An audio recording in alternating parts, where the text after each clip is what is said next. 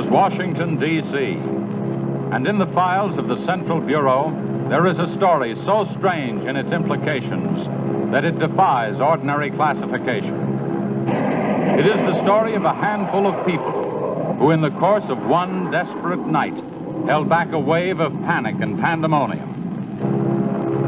It began after sundown, time 7:15, as Flight A Coast Patrol from Travis Field was returning to base.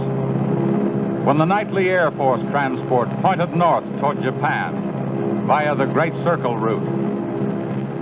While at sea, the Navy and Coast Guard, usual round the clock. And the equator to the Arctic. The radar network swept the skies with eyes that never sleep. Time 7:19. An unidentified object was picked up 200 miles southwest of Point Barrow, Alaska. 7:27. Unidentified object confirmed at Fairbanks, Alaska. Heading south-southeast, 170 degrees. Height, 75,000 feet. Estimated speed, 5,000 miles per hour. White warning. 7:39. Unidentified object 200 miles due west of Vancouver, British Columbia. Course 170 degrees. Height 60,000 feet. Estimated speed down to 3,600 miles per hour. Yellow warning. 7:54. First interceptor flight airborne. Point of interception, 80 miles due west of San Francisco, California. 7:55. Unidentified object past point of interception. Red warning. 8:11. Morro Bay, California. Height, 50,000 feet. Estimated speed, 2,000 miles per hour. 8:15. Santa Monica, California. Height, 10,000 feet. Speed, 1,200 miles per hour. 8:18. All traces of unidentified object gone. Red warning lifted. By 8:25 at the Los Angeles branch of the Communications Commission, reports of strong interference with radio and television reception began to pour in from the beach area. The monitors went to work immediately. Mobile units were ordered to converge on the vicinity of the disturbance. Pinpoint direction finding devices began to trace the trouble to its source.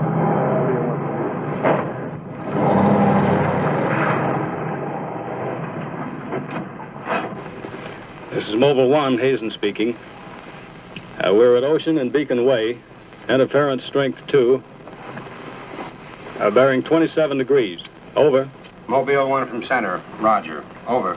Mobile Center from Mobile 7, over. Go ahead, Mobile 7. This is Mobile 7. We're at Pacific Center and Beach 4. Interference strength 3, bearing 39 degrees, over.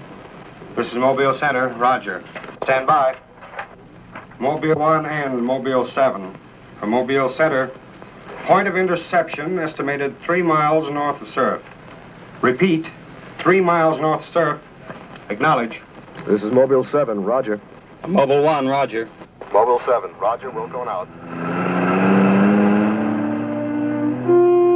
Okay, Charlie, let's get moving.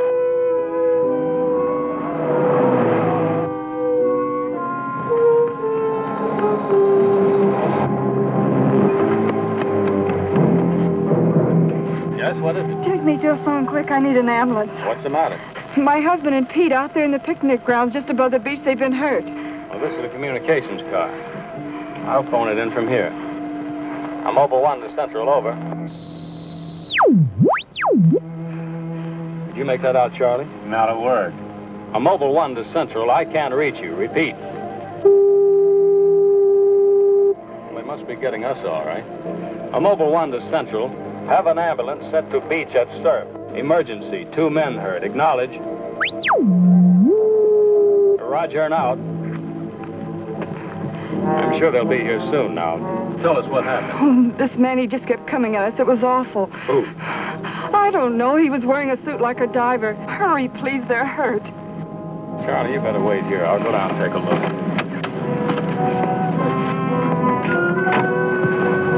The young woman's hysteria became obvious as they reached the picnic grounds at the beach. There was no sign of the mysterious intruder, and little could be done for her husband and their friend until the ambulance arrived.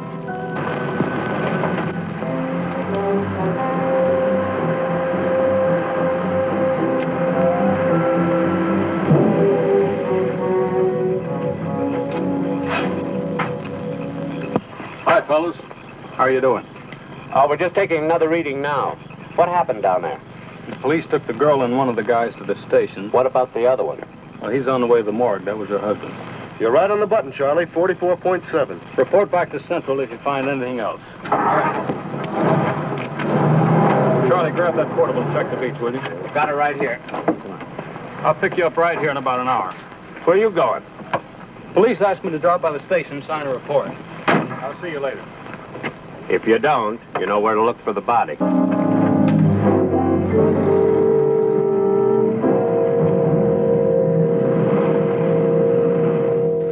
Like I said, we were just starting to eat when we heard something tracking through the sand toward us.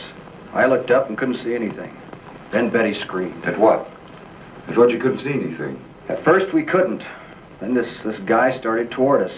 What kind of a guy? How should I know? He was wearing some kind of a helmet over his head. He could have been a deep-sea diver or anything. All right. After you saw this diver, what happened? Well, we jumped up. Ed, that was Betty's husband, yelled at him to stop. But he just kept coming. I never saw anything like it. He didn't say anything. He just kept moving in. And then you say he attacked you. Well, we didn't give him a chance. Ed grabbed a piece of wood and took a swing at him. That didn't stop him. He caught the end. That's all I remember. Just because a man's taking a walk is no reason to slug him. Besides, you don't look like a guy who frightens so easy. How would you feel if somebody with a crazy helmet with pipes sticking out of it came at you in the dark? And look, I know this sounds crazy, but there wasn't any head in that helmet. No head. No head at all. It's the truth. I think you need some coffee. I don't want anything. It's all the same to you, Lieutenant. I've got to pick up one of my men at the beach. Okay, thanks for coming down, Hazen. Hope I didn't put you out. No trouble. So long. You too. All right, let's start at the beginning. How well did you know the dead man? And his wife? Betty and I went to school together. I knew Ed a year. How long were they married? About a year. Wasn't her husband a little older than she? I don't know. But you said you and Mrs. Evans went to school together. Then you never discussed anything personal with her? She did mention he was older, yes. How much? 15, 20 years.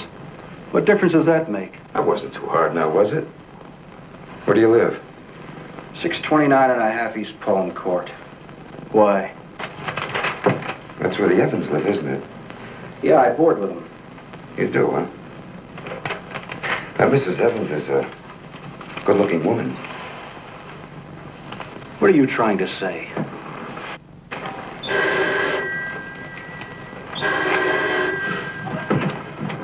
Lieutenant Bowers. Where? Yeah, I got it. I'll leave right away. Ain't been enough murder. Near the beach. Keep an eye on this guy until I get back. What are you? You'll stay right where you are.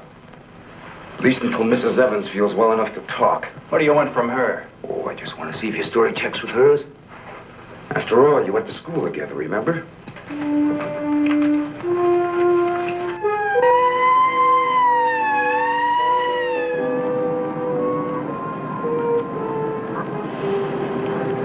You say there were no witnesses, huh? None yet. Anything missing? I don't think so. The cash register wasn't touched. Get a breakdown of the inventory as soon as you can. What about fingerprints? The boys are working on them now.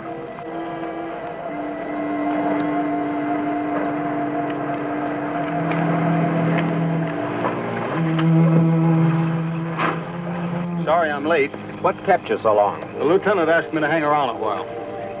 Well, what's the score? And looks like one of those things. Pretty girl, older husband, young boarder. Kid claims some guy without a head knocked the old man off. You don't say. Anything else? Yeah, he had a diver's outfit with horns. No. He's going to have to do better than that. How are we doing? I took a reading about 10 minutes ago. The radiation is going out with the tide. What about the radio phone? It's working fine again. I just got a call from Central. They said Mobile 7 picked up some new trouble northeast of here. Here we go again. Hop in. So long.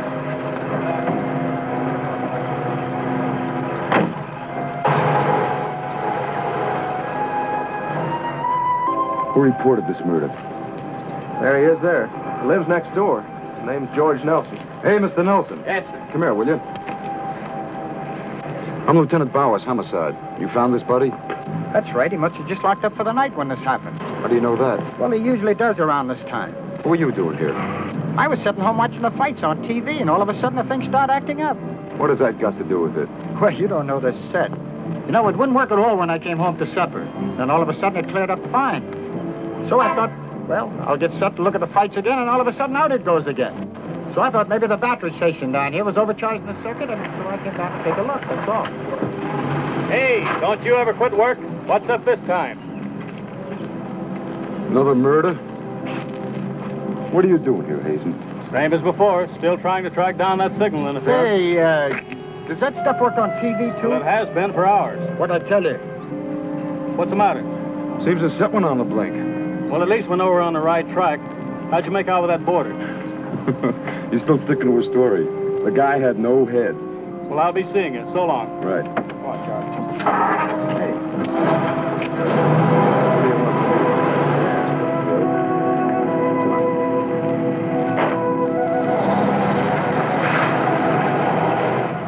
And so the communications team resumed its mission to track the mysterious interference to its source. Via accurate readings taken at regular intervals by stationary and mobile units, it was determined that the disturbance was moving in a northeasterly direction. By 10:34, Mobile Center had pinpointed the disturbance at the edge of the Huntington oil fields. Units 1 and 7 were instructed to close in.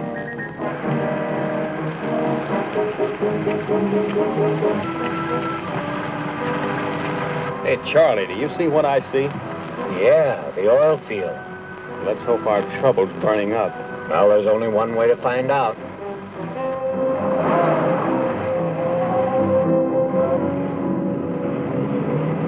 Look, Sarge, 2 murders and an explosion in one precinct is big news.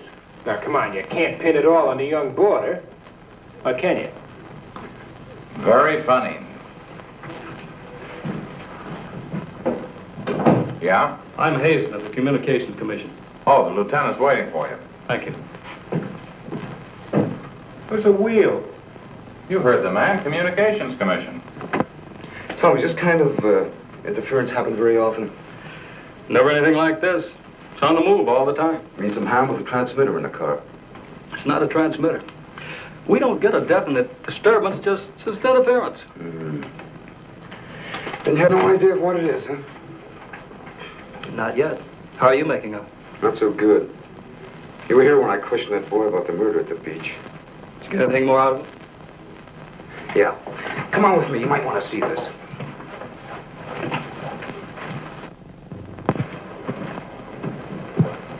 I see you're just about done. Thanks, you can go now.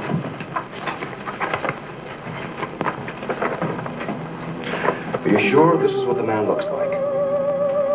What do you say, Betty? Well, just about, only I think the tubes were a little lower down. And you still insist there was no head inside the helmet? I'm positive there wasn't. What about you? Well, it was dark. I couldn't swear to it. Thanks, that'll be all. You mean we can go now? Yeah, for the time being. Just stick close to home. I may want to see you again tomorrow. We'll be there. Come on, Betty. Kind of changed your mind about those two, haven't you? Yeah, I guess I have. Hey, look, bring in the old man, will you? Don't tell me you believe this story about this whatever it is. I know it sounds as phony as it ever did. But, sit down, will you please? You're the watchman at the Huntington oil fields? Oh, yes, sir. I've been with the company for over 22 years, sir. Yeah. Will you tell Mr. Hazen here exactly what happened? Well, sir, like I said before, I was just closing the gate for the night when I saw this fella coming up. I was never so scared in my life. Yes, go on. Well, it wasn't the man so much as the suit he was wearing. Well, he wouldn't stop when I hollered at him. He just pushed his way right in there through the gate and walked right up to the tank. Now, you carry a gun? Did you try to stop him? Oh, well, he was much too close to the tank. I was afraid to shoot. So I thought I might call for help. And just as I got to the shack, the tank blew up. Oh, you should see the sight. Yeah, sir, can you give us a description of this man? How would you say he was dressed? Well, sir, like I said before, he wore a sort of pliers, not outfit, with a helmet attached to it. How tall was he? Oh, he was a giant of a man. And he had tubes sticking out of that thing, that helmet he wore. Can you tell us what his face looked like? Well, sir, though he got pretty close to me, I could swear the man had no face. Now, if you saw this man again, would you recognize him? I mean by his outfit. Oh, I'll never forget that sight if I live to be 100, sir. Would you say this is the man? Wait, sure, that's him. Thank you very much. You may go now. All right, sir. Thank you. Well, Hazen, what do you say now? Beats me. The descriptions check all right. This could be some kind of flying suit. High altitude equipment. Yeah, that's what I've been thinking. Well, how do you explain that stuff about the missing head? No, we can discount that. These people were frightened. It's night. Nobody really took a close look at it. I guess you're right. But whoever he is, that outfit doesn't look like one of ours. Of course, he could have been dropped by parachute. You mean sabotage? We're checking. I think we better wire a report to Washington and see what they say. Oh, you can use our teletype. I'll tip off the LA police to be on the lookout for something unusual. Hey, wait a minute. What about the press? Oh, I don't think they know too much now. We better keep it that way for a while at least, till we find out whether our friend is still around here. Well, if he is, I think we can find him for you. My hunch is that he's carrying something around that's causing all this disturbance, whether he knows it or not.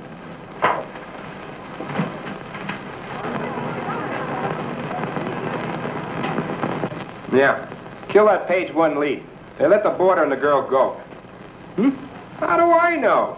Maybe the lieutenant thinks that the guy in a flying suit knocked off the husband. Nah. No, not a chance. Not a chance of an exclusive on that picture. They're making a blanket release in the morning.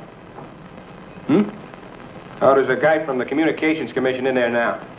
Yeah, I'll call you back later if there's anything new. Okay.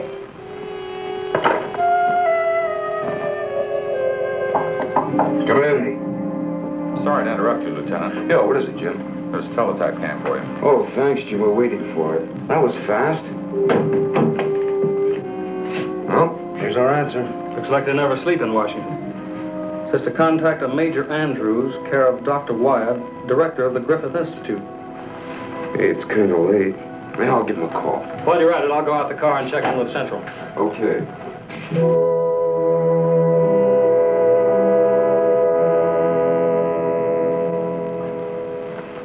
Well, that's the story up till now. We got in touch with Washington. They told us to contact you here. Very interesting. What do you think, Doctor?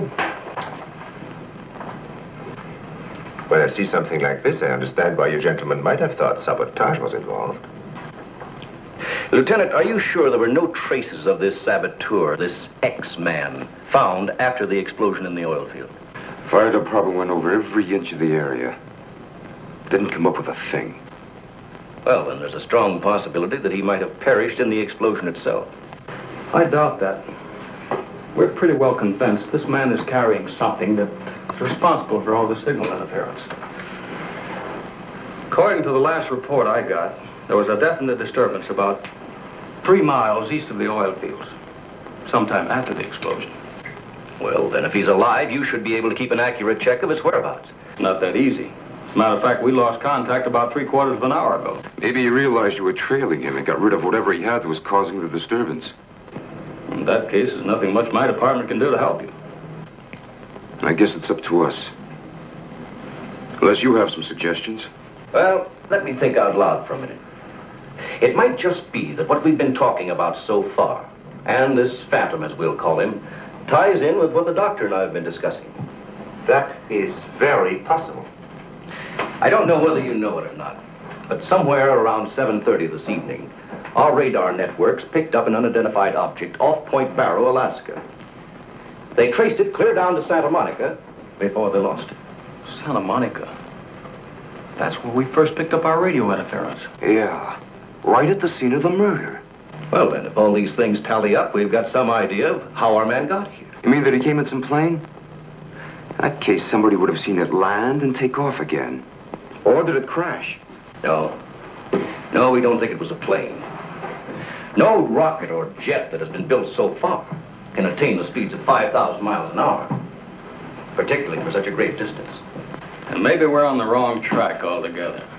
Couldn't your unidentified object have been a meteor? They travel at a terrific speed.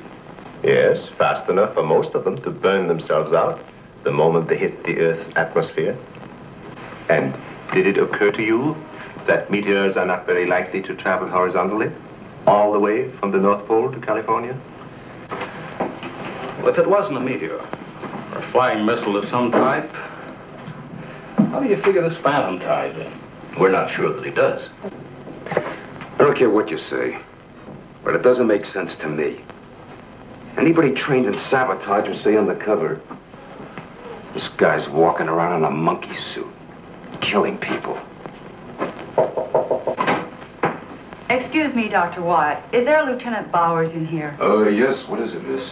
There's a Mr. Wakeman from the Chronicle here to see you. Wakeman here? Now, what does he want? Well, there's only one way to find out. Before you go, Lieutenant, I don't believe you have met my assistant, Barbara Randall. Well, hello. Hello. It's Mrs. Randall, Lieutenant. I'll be right back. Barbara, you know the Major. Of course. And this is Mr. Hayden of the Communications Commission. How do you do? Well, I see you are working a little later tonight than usual. Yes, my husband's teaching a late class, and he won't be able to pick me up for a while. Besides, I had some work to do in the lab. Well, at least you'll have lots of company. All right. So I shouldn't have come up here. But I gotta get your angle on this beach murder. And your whole department is shut up. Look, Wakeman, will you stop bothering me? There's nothing to say. If you got an exclusive story from that Evans Damon or Board, then you know as much as I do. Yeah, but that still doesn't explain anything about the guy without a head. Come on. Who is he? Your guess is as good as mine. You mean you let those two kids go without knowing that? I don't buy it. Well, I did. Well, then you must have an awful good reason. I bet you're trying to tie it in with that other murder. All right, Lieutenant. Don't tell me. I'll get my story somehow. Oh, if you want to know how things turn out, read the Chronicle in the morning. That's right. Now get in touch with Charlie in Mobile 1 and have him call for me here. Okay, honey. Well, did you come up with anything? No, we're just briefing Barbara here. It's just amazing the way you've been able to put these things together. Don't kid yourself, Mrs. Randall. It seems the press knows as much about it as we do. Well, let's hope they don't come to the same conclusions. A few lurid headlines, and every fool in the country will be seeing phantoms in spacesuits and men from Mars all over the place. Yes, I can imagine. And mass hysteria is difficult to check once it gets started. That's why we've got to move fast. Well, from the looks of things, I guess it's up to me. I'll be in touch with you as soon as I hear anything. See you. By 12:30 a.m., the dragnet was in operation. Mobile units patrolled the streets and countryside. They covered an area 35 miles square. Special and sensitive equipment was prepared for action. Everyone on the job was ready to move on the first signal from the Communications Commission. Monitor Corona to Mobile Center, strength 4, Brickyard at 160th, moving toward oil fields. Contact your units. Over and out. Units 1 and 7 from Mobile Center. Units 1 and 7 from Mobile Center. Strength 4, interference at 160th in the oil field. Moving due east. Close in. Repeating, strength 4, interference at 160th in the oil field. Close in.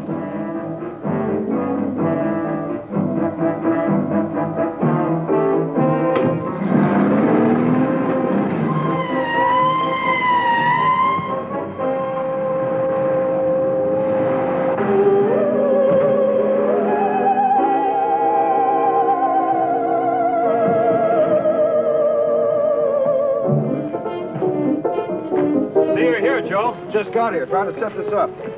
What gives, Hazen? It's in this area, all right. I brought the Geiger counter. Thank you, Doctor. Why don't walk over those oil fields? Well, it doesn't register as far as the oil field. I think we'll do better if we split up, man. Right, Lieutenant.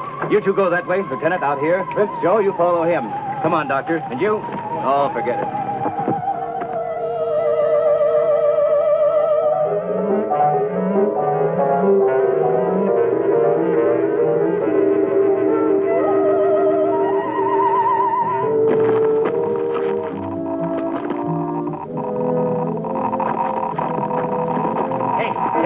Look at this. Yeah, points this way. Hey, Joe! Joe!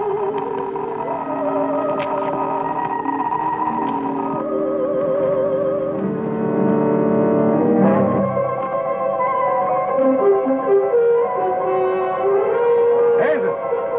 Hey, Hazen! 603!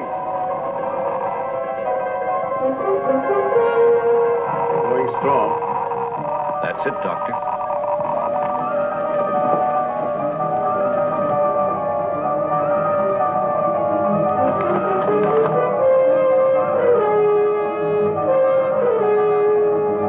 It's leading this way.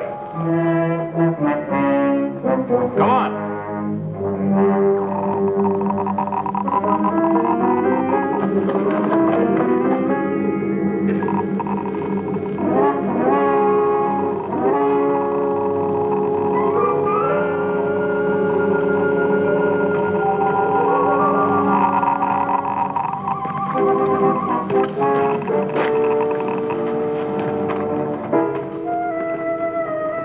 It's this way. Come on.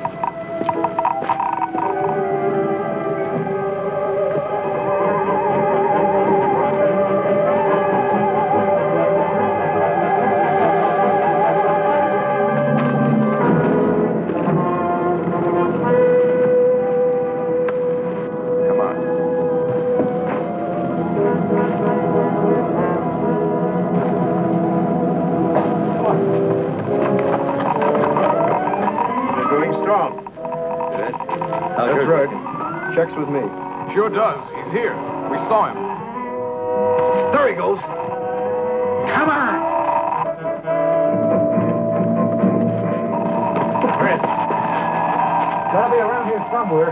Yeah, we gotta get on the roof. Fitz, go get a ladder. Look out! Let's cut him off! Come on. Around here.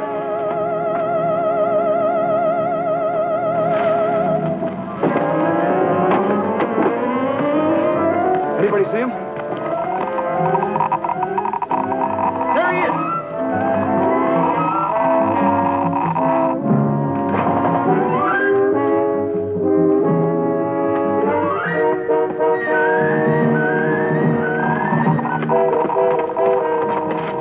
Got him now. We'll give you 10 seconds to come out of there, starting now.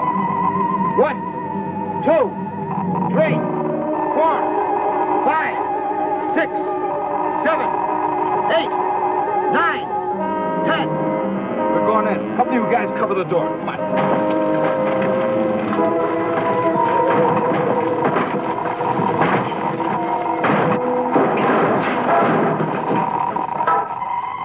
Why, there's nobody in here. Possible. We saw him come in.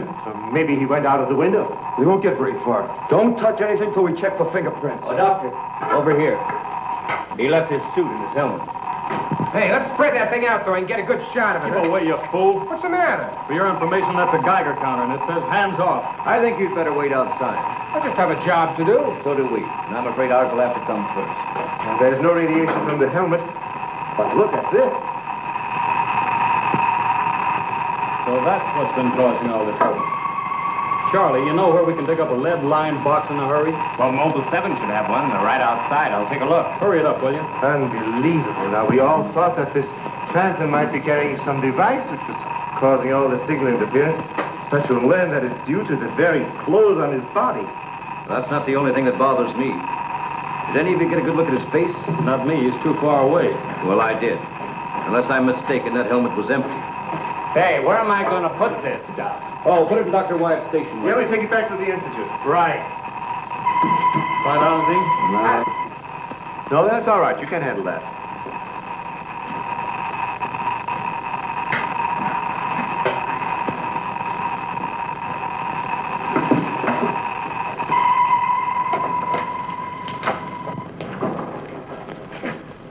Any luck? Not a sign of him. The boys are still searching the grounds. For what? Nobody knows what he looks like without that outfit. I'll bet on that, Major. The reporter got a flash picture of him, and I just happened to borrow that film. It's on its way to headquarters right now to be developed. Good. Send us a print as soon as you can. Sure. Lieutenant, are you sure you don't want to come with us? We want to make a few tests at the lab. I'd like to, Doctor. Would you know the situation? I gotta get that guy. Let me know how you make out, will you? Yeah, we'll do that, sure.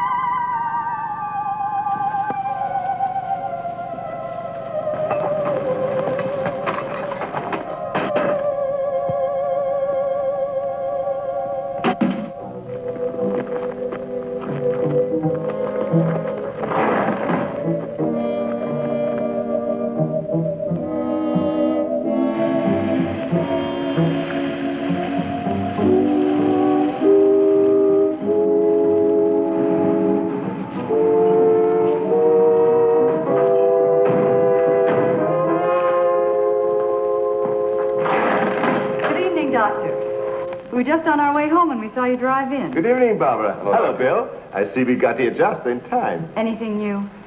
Lots of excitement, but that's all. Major, you know Barbara's husband? Oh, of course. How are you? How are you? Yeah, it's a nice-looking dog you've got there. What's his name? His name? Venus. Say, Bill, I hate to ask this, but something important has come up, and I wonder, can we borrow Barbara for about an hour or so? I suppose so. Of course. Darling, why don't you go and do the shopping? Here's the list. The market's open all evening. I may as well. See you later, darling. I'll take the dog and tie her up. Thank you, Bill. Good night. Good night. I'll give you a hand with it. Oh, thanks, Doc. Easy now. Look out for your fingers. All right.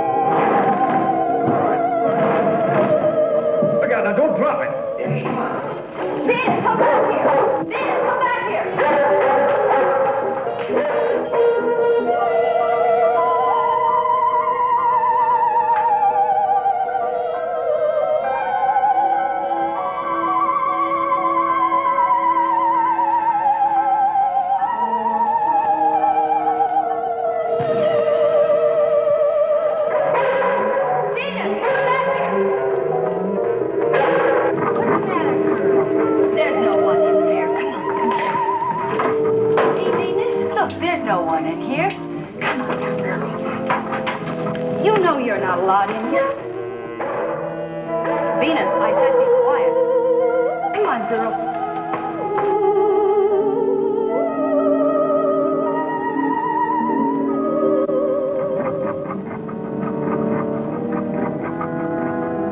Now you stay right here, Venus, and I don't want to hear one sound of it.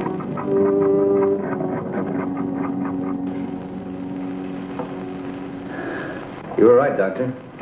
There are no fingerprints anywhere. What's all this? Hey, don't touch anything. You better put some gloves on. Our friend, Mr. X, left this suit at the oil refinery. You mean you were that close to him and you didn't catch him? I'm afraid so. That's up to the police now. Hand me those shears. I want to cut up this material to work with it.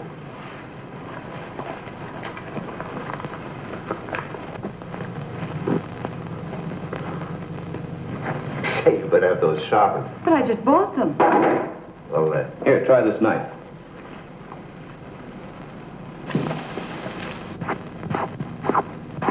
that still won't cut. Let me try.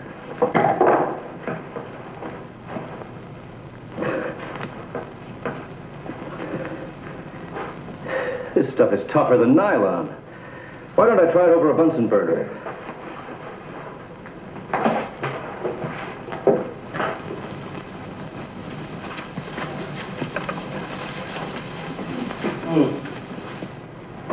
It doesn't burn either. Let's take a look at it under the microscope. Look, it's magnetic. Magnetic? Here, look. Radioactive. And apparently indestructible. Thank you.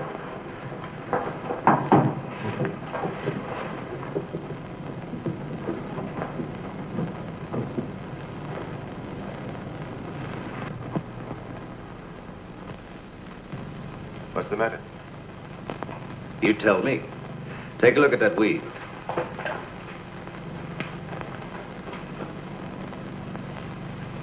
What weed? There is none. This material is one solid mass. May I see it?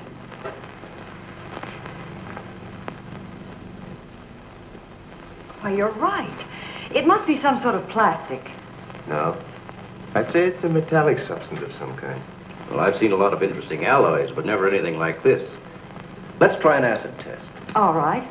Go ahead. Careful now. We'll only take a drop or two. It repels acids like a raincoat repels water. Why, there's no reaction. Well, Major, this looks as though we were going to be here for a long time.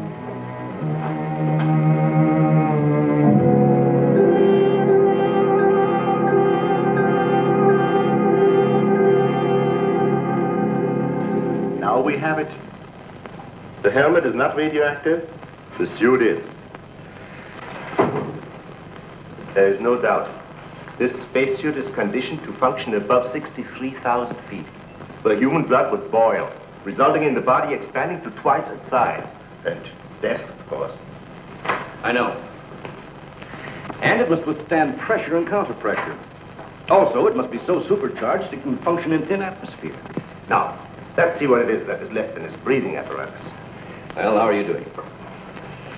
The gas from the helmet tank breaks down to 11% methane. Ordinary marsh gas? What's the rest of the formula? No, that's where I'm stuck. I can't figure it out. It just doesn't respond to any of the usual tests. Well, how could anyone exist on that combination of gases? You and I couldn't. But apparently someone can.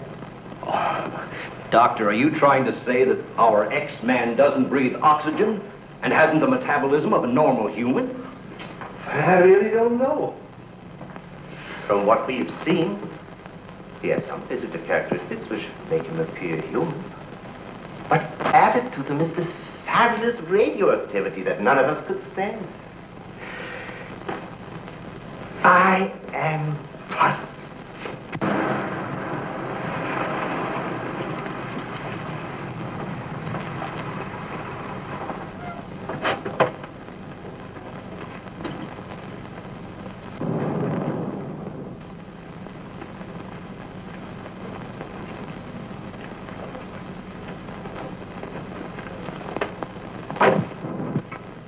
I think the answer lies right here in this helmet.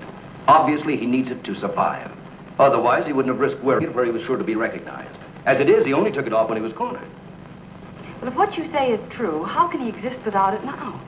Let me put it this way. It's like a patient in an iron lung. Sometimes one can be removed for hours at a time without any ill effects. Exactly. And I think the same principle applies here.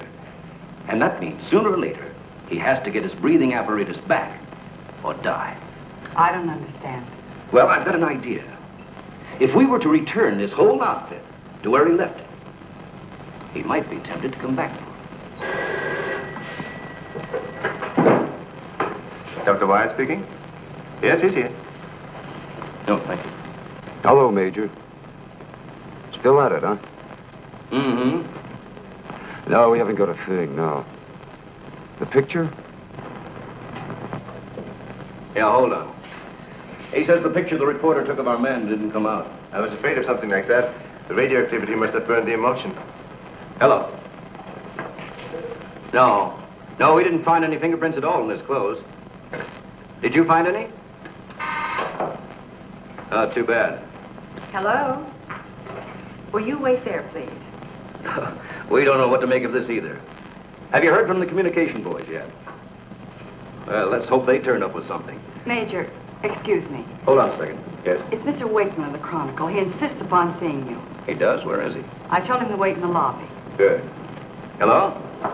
And it's our friend from the press is here.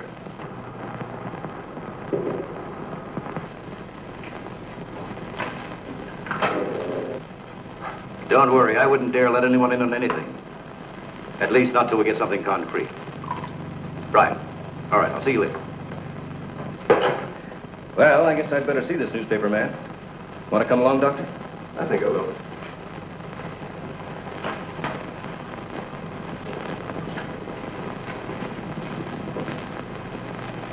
Oh, hello. Remember me? Certainly, yes. A nice lot of gadgets you got here. We think so. What's on your mind? Well, I was wondering if you might let me take a couple of pictures of that suit you brought up here. I'm sorry, we can't do that. Oh. Well, now, look, I got a wonderful picture of the guy running in the shack, and the lieutenant stuck his nose in my business, and what do I get? A blank.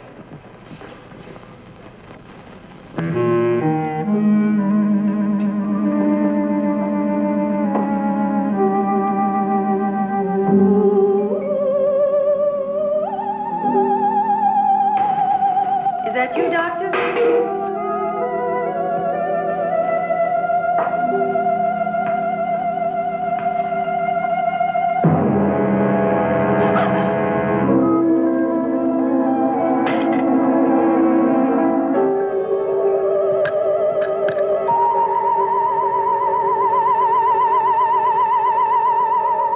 Well, you must have some lead on this guy, otherwise you wouldn't have brought that suit up here. Well, let's just say we were curious.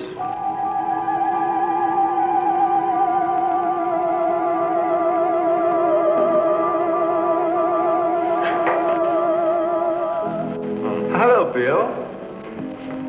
Are you back so soon? Isn't Barbara through? I don't know. She's still in the lab. Why don't you go up and see? Thanks, I will.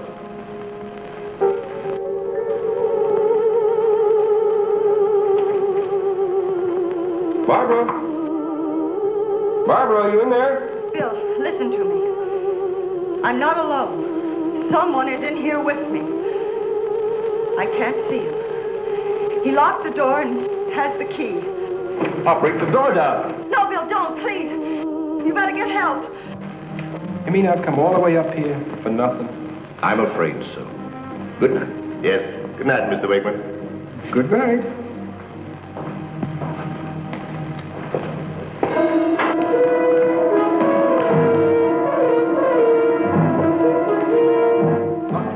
Major, come quick. What's the matter? What's the matter? Where's Barbara? In the lab. The door's locked and there's someone in there with her.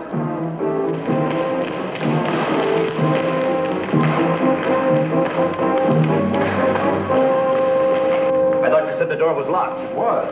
She's gone. Oh, cover the main entrance. That's the only way anybody could leave. I will. Well, in that case, we would have seen her on our way up. Well, then she must still be in the building. We'd better split up. I'll take the roof. Barbara! Barbara! Barbara! Barbara!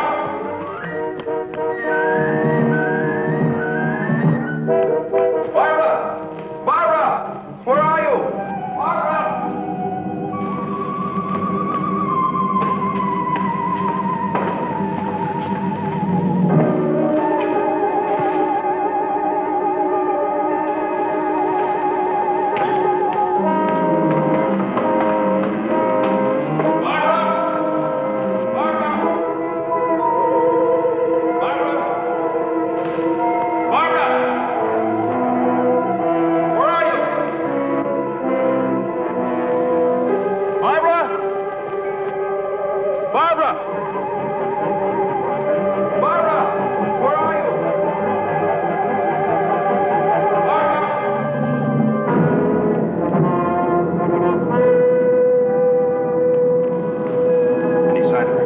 Not yet. She must be around here someplace. Now, you stay here. Watch the main entrance. And I'll check the basement. All right.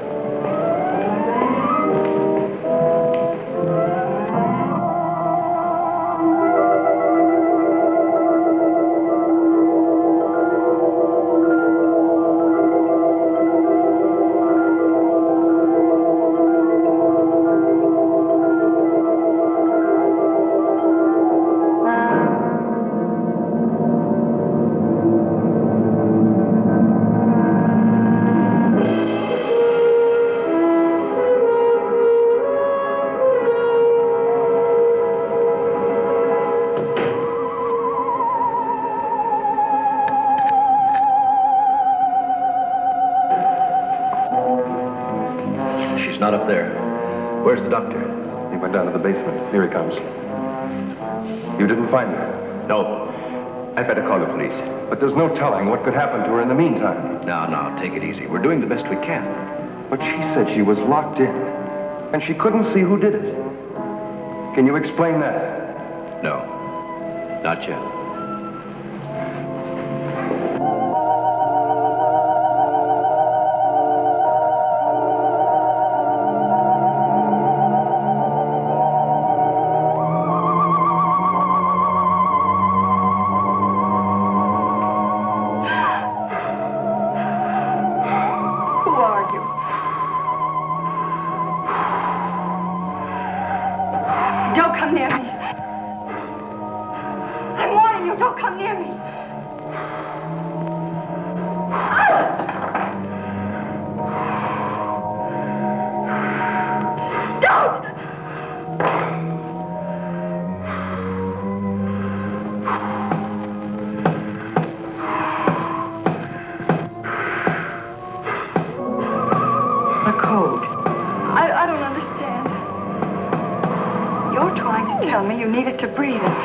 Much left in the tank.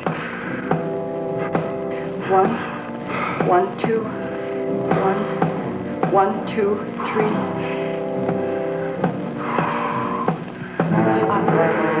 I'll write it down.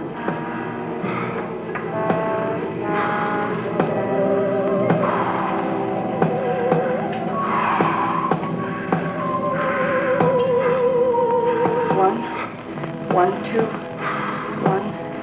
1, 2, 3.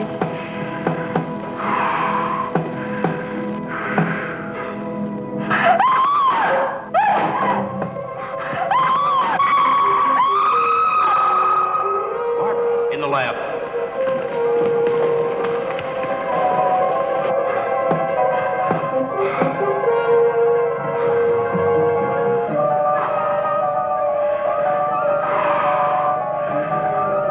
No, please don't.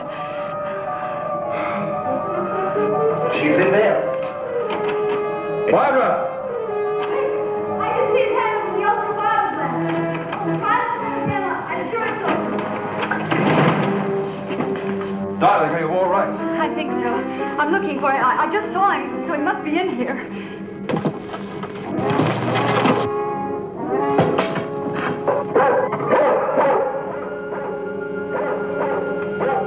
Steady feet to the ground. He will be killed. I'd better go.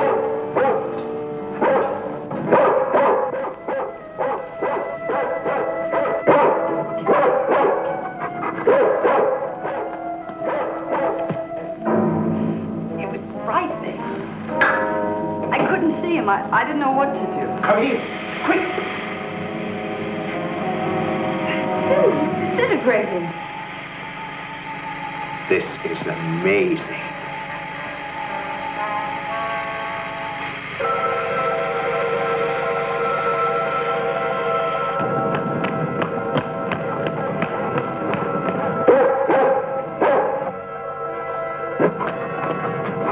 Now, quiet down, Venus. Quiet down.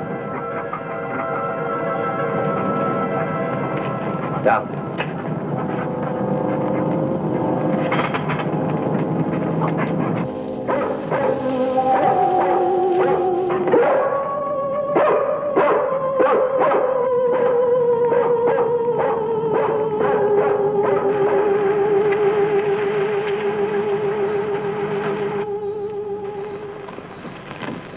Mobile Center from Mobile 1, come in, please.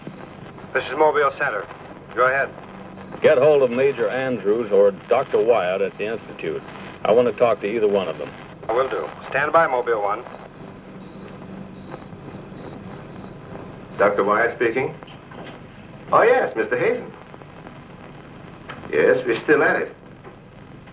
Lots and lots of excitement, but nothing definite yet. Have you anything to say?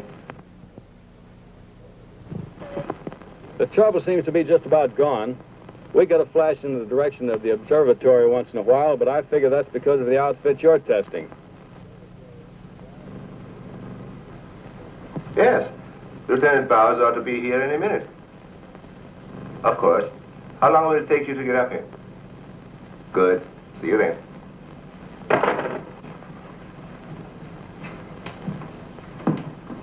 Thank you, gentlemen. Put it down here, please. Barbara, bring that cord in over there. Now you're going to see... I have to resort to ultraviolet light in order to show you what little there is left of the spacesuit. As you can see, it has reduced itself to this liquid and it is in an evaporating stage. The helmet is in the lab and still intact.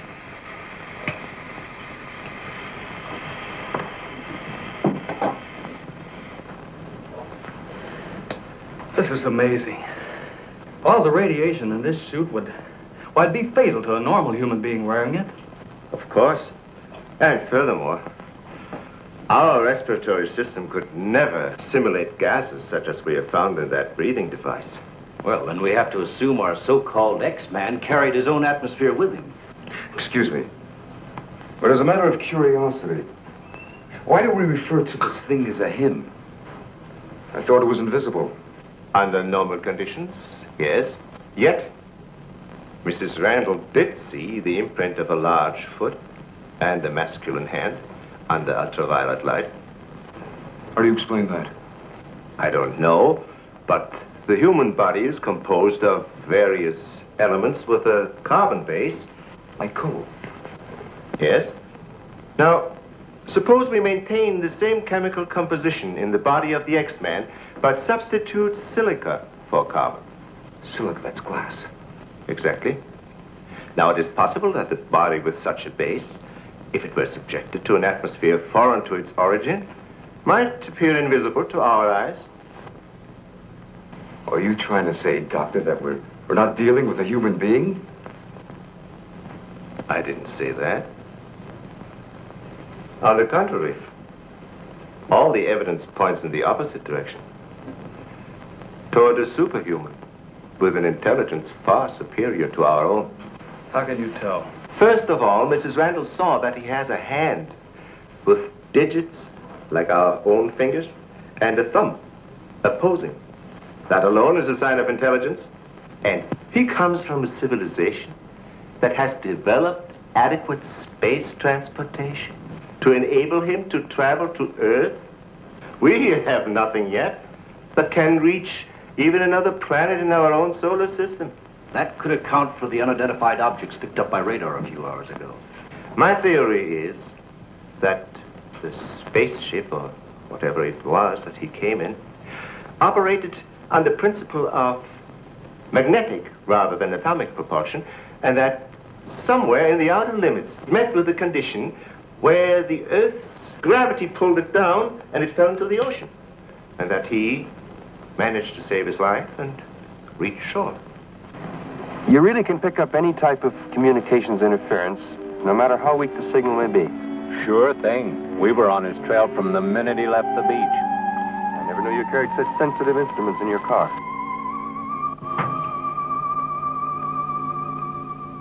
What you told us is very interesting, Doctor. But I've got to make an official report to headquarters. Are you willing to be quoted that the criminal we're after is a creature from another world? All I can say is, we know that our Earth is not the only planet capable of sustaining life in one form or another. You can quote that. All I've got to go by is some footprints in a hand. That isn't much. No fingerprints, no description, no nothing. And we're after a killer. Has it occurred to you that our X-Man has no apparent motivation for his acts, and might therefore not be an intentional criminal at all? You have a point there. Hey, wait a minute. Come to think of it, the young boarder we suspected, he did say that the girl's husband threw the first punch. So? So that could have been enough to provoke the strange creature. And the same could have happened at the second murder. Sure. But what about the fire in the oil fields? Evidently, our man sensed the presence of some gases, which he thought might be utilized in his breathing apparatus. Yeah, that could account for his presence at the oil refineries, where something went wrong, causing the explosion. Too bad he got wise to us and took off his uniform, or we'd have been able to catch up with him by now.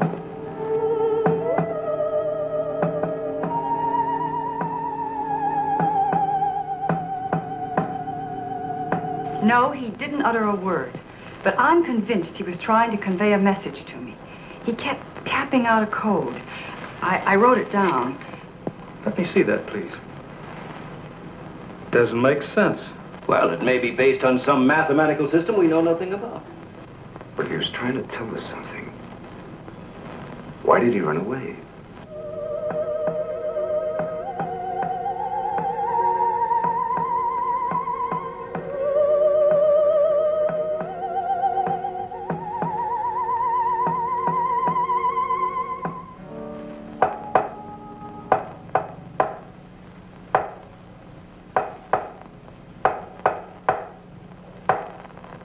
What do you think of that? Hell, Hazen must be crazy sending out stuff like that. I guess so. Why don't you try and get a hold of him? Yeah. Mobile 1 from Mobile Center. Come in, please. Mobile 1 from Mobile Center. Come in, please. Mobile 1 from Mobile Center. Come in, please. Hey, that's Central calling.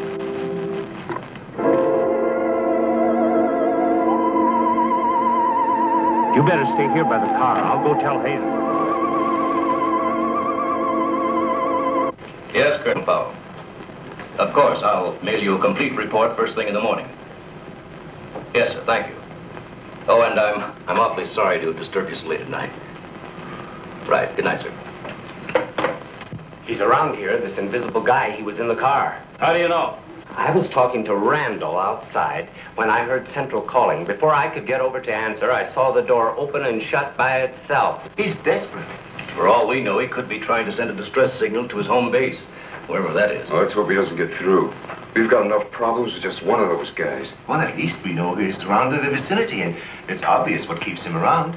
Of course. He's got to come back for what little gas there is left in his helmet. And when he does...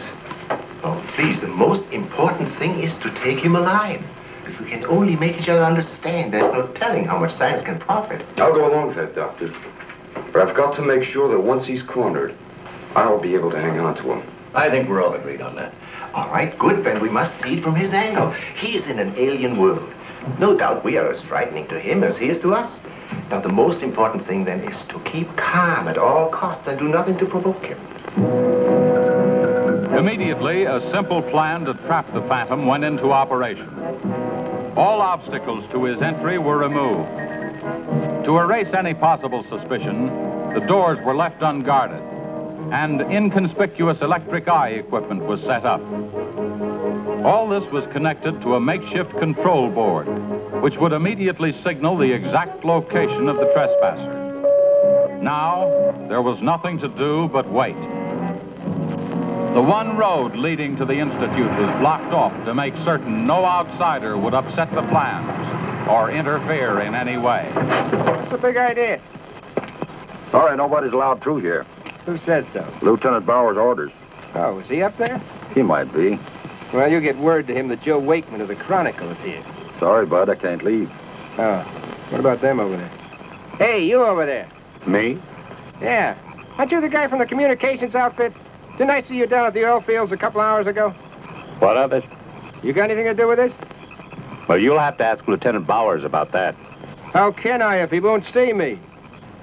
That's a good question.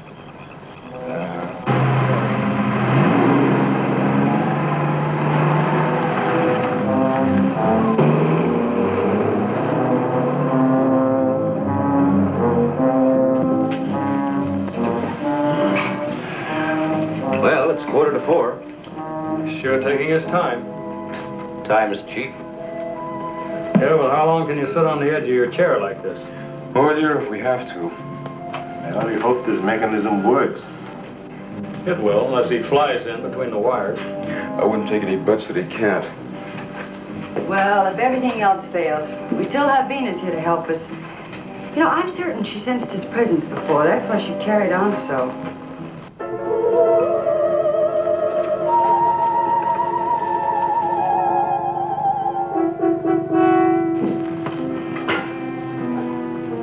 What's the matter, Lieutenant? Is this thing getting you?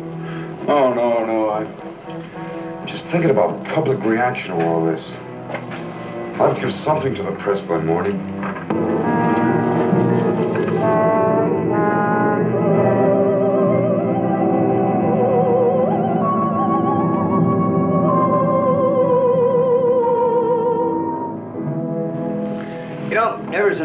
kid, I wanted to be a pilot.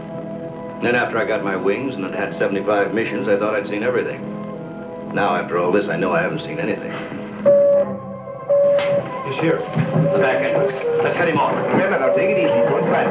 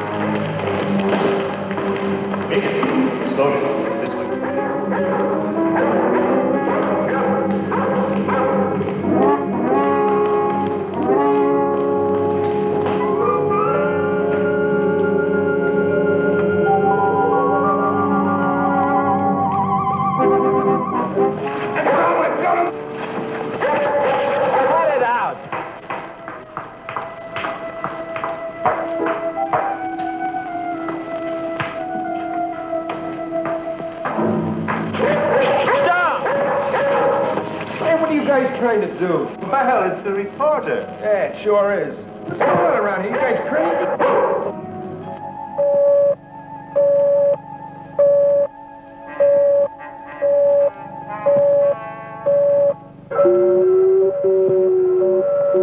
How'd you get in here? Oh, that don't make any difference. Come on, what's up? What's going on?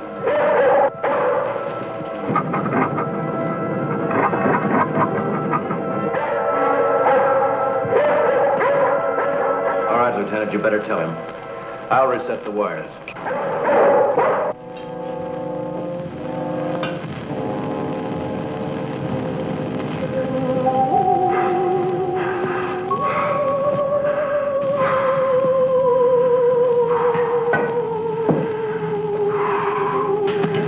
Don't be afraid. We want you to live. Don't you understand? Can't you speak? Can't you say something, anything, in any language?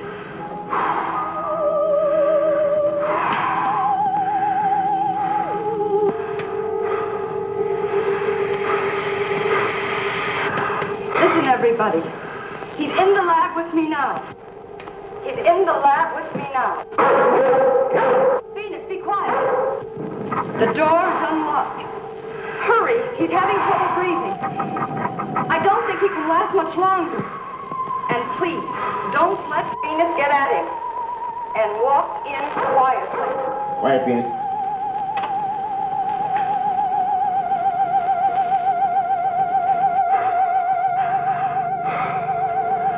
It's unbelievable.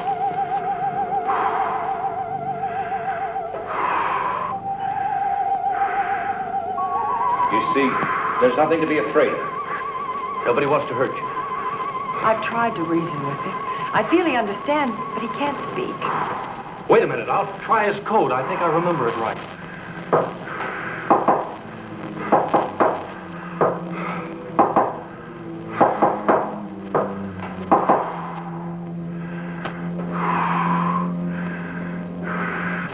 Better plug in the ultraviolet light.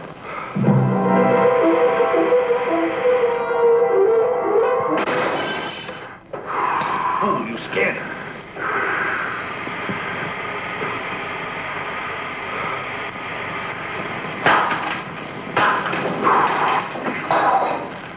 Look, there goes Venus.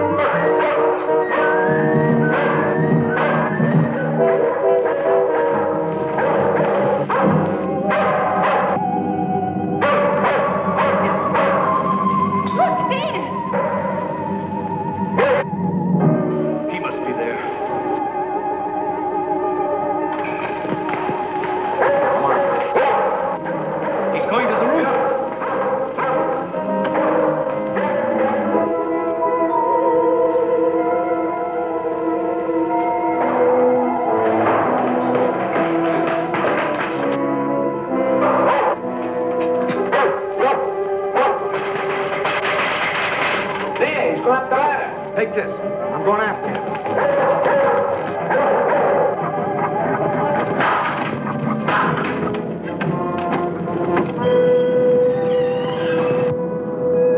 The door! In here with a big telescope.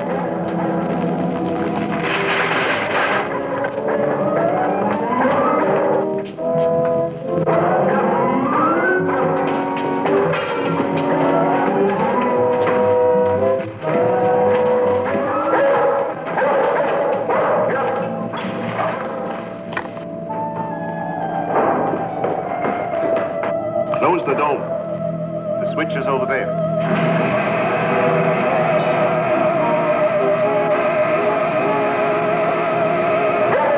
Smoke senses something. Quiet, Venus. Well, if he's in here, he'll never get out now. Door is closed. This is what I've been waiting for. Please, Lieutenant. This is our last chance. We have to take him alive. Plug in the lamps. There's an outlet here.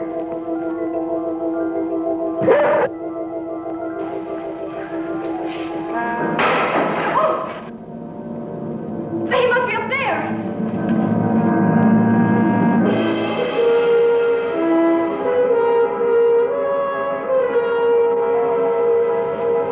His whole body's aglow. If I hadn't seen this with my own eyes. What do we do now? Stand back.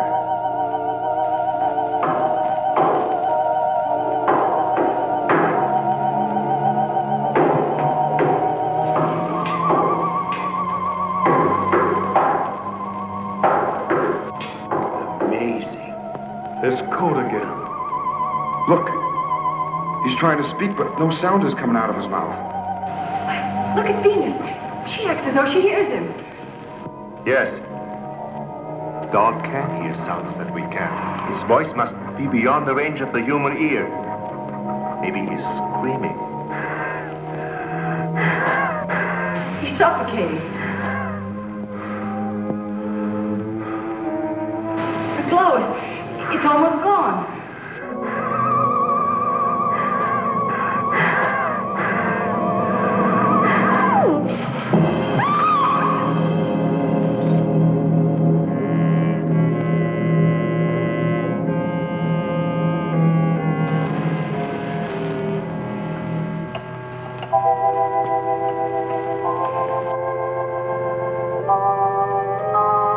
We won't need these lights anymore. In death, he has become visible as a normal body.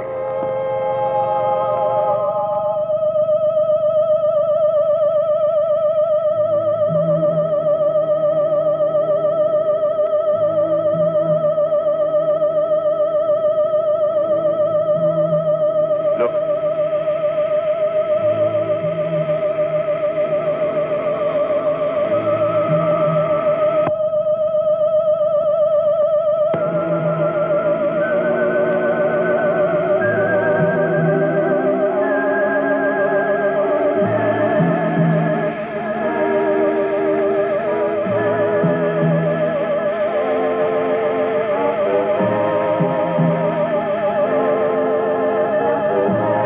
He is evaporating.